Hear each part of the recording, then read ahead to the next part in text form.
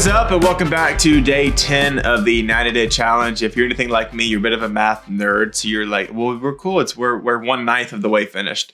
You're a math nerd? That was a joke. I'm not a math nerd. I was going to say, I've never heard you say anything about math. I'm not a math nerd. I just thought 10 out of 90, you're 1/9 of the way finished. That was smart. So if you're anything like me, you kind of do like little checkpoint things, which I don't really do that. I don't really know why I'm saying that, but it just kind of felt fitting. And maybe I'm stalling, but I'm not stalling because I want to talk to you today about God's discipline leads you to righteousness. And I just love this verse, and it's in Hebrews 12, but it's this idea of God's discipline, and us being a parent now, we have to have our fair share of disciplines with Honey. And she does not like being disciplined. She really does not like it. And she's at the age now where she can't really see past the reason for it, whether she's, throwing food on the ground or whether she's, disobeying. If she gets in trouble, she can't really comprehend why she's getting in trouble. And I just love this verse in Hebrews. It says, "For the moment, all discipline seems painful rather than pleasant,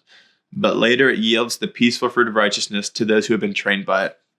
And I think for me, I think something I can struggle with is is God's discipline. Because I think oftentimes I fail to get to the "but later" part.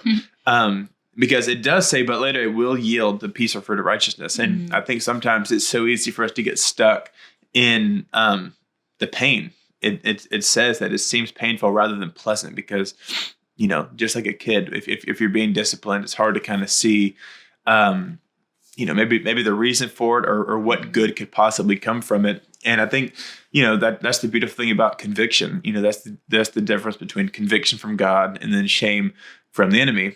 And something we talk about a lot is trying to differentiate the two. It's like, how can you feel conviction from God, but how do you not feel shame from it, right? How do you learn from it? How do you grow from it? How do you not kind of just stay stuck in where you're at and, just kind of wallow in it? I think sometimes that is something that I can really wrestle with. But I love that verse where it says, but later it yields the peaceful fruit of righteousness. And really what that means is, at least kind of what I take from it, the peaceful fruit. If you look at Galatians 5, Paul talks about the fruit of the Spirit. He says love, joy, peace, patience, kindness, goodness, gentleness, faithfulness, and self-control.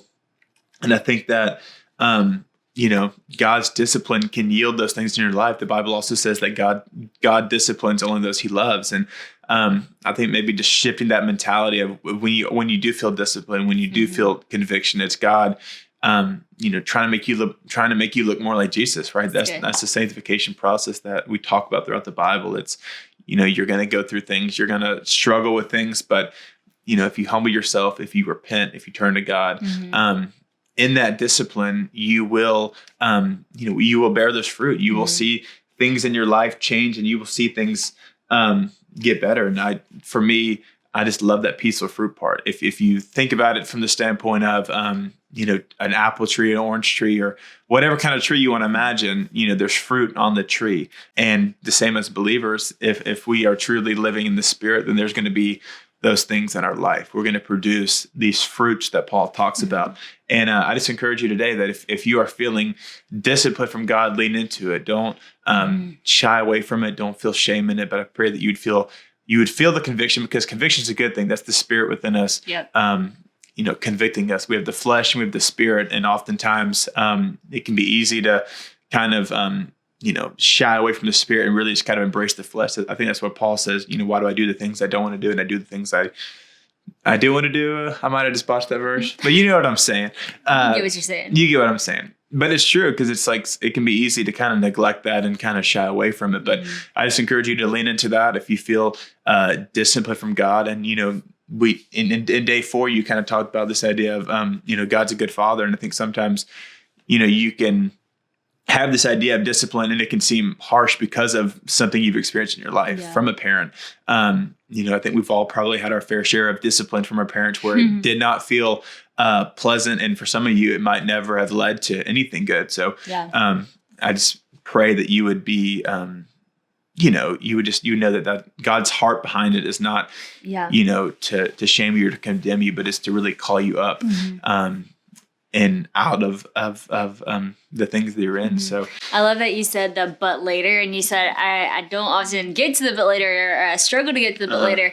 But actually, I was thinking about who you used to be, like in college or early college and high school even, and you were doing some things that were just straight up sinful, some very act bad of the things. Sinful flesh. Lots of things. Yes, but that's okay. We've all had our past. But what's amazing is you went from dead to life. Jesus, healed you, redeemed you, restored you, but you also had to go through weeding stuff out of your life that you were addicted to, which is actually super hard to do. So that is going to cause conviction.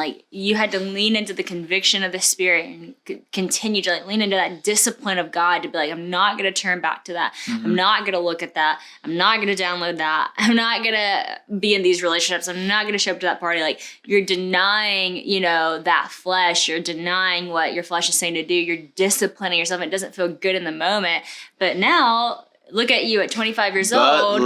But later, you have so much fruit in your life, and you're an awesome man, an awesome husband, an awesome father. And so that's the but later part, So if you're in the part right now where it feels like discipline, it's hard, it's conviction. It's not pleasant. Lean into it, because the but later is so rich and it's so good. And so great word.